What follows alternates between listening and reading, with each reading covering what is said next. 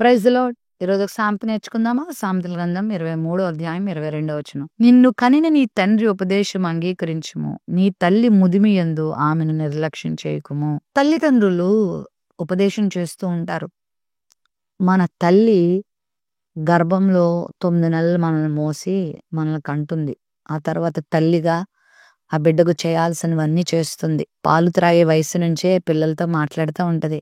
నాన్న ఇలా ఉండండి, అలా ఉండు నాన్న, నాన్న నువ్వు ఇలా ఉండాలి, నాన్న ఇలా చెయ్యాలి అని చక్కని ఉపదేశాన్ని తల్లి ఇస్తూ ఉంటుంది. అది నీ తల్లి నీకు మంచి ఉపదేశం ఇస్తున్నప్పుడు నువ్వు త్రోసివేయొద్దు. చాలా మంది తల్లులు మంచి ఉపదేశం ఇస్తారు. ఎక్కడో ఒకళ్ళో ఇద్దరు ఉంటారు చెడ్డ ఉపదేశం ఇచ్చేవాళ్ళు. ఎందుకంటే వారు చెడ్డవారై ఉండి పిల్లల్ని కూడా అదే మార్గంలో నడిపించే వాళ్ళు ఉంటారు. బైబిల్లో ఉన్నారు కొంతమంది అతల్య, యెజబెలు ఇలాంటి వాళ్ళు. అయితే చక్కని తల్లి నీ భవిష్యత్తును చక్కగా నిర్మించాలని కోరుకునే తల్లి, నువ్వు దేవునికి నమ్మకమైన పాత్రగా వాడబడాలి అనేటువంటి ఉద్దేశం కలిగిన తల్లి నీకు ఉపదేశం చేస్తది.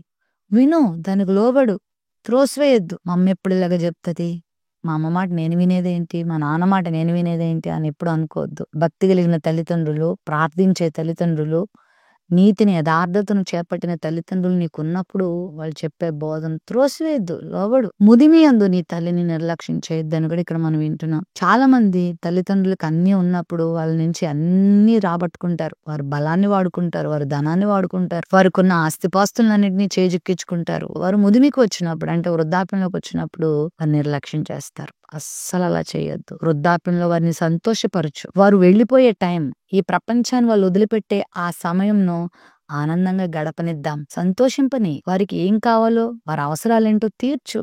చిన్నప్పుడు నీ అవసరాలు తీర్చడానికి వాళ్ళు నీ కొరకు ఎంత కష్టపడ్డారో నీకు తెలియదేమో. అలా కష్టపడి నిన్ను పెంచారు కాబట్టి ఈ రోజు నువ్వు ఇలా ఉన్నావు.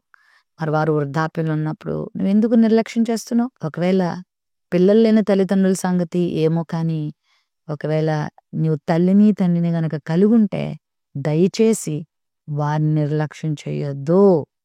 వారిని పట్టించుకో, వాళ్ళని ప్రేమించు, వారి అవసరాలు తీర్చు, వాళ్ళని పలకరించు, వాళ్ళకు లోబడు, వారిని నిష్ఠూర పెట్టొద్దు.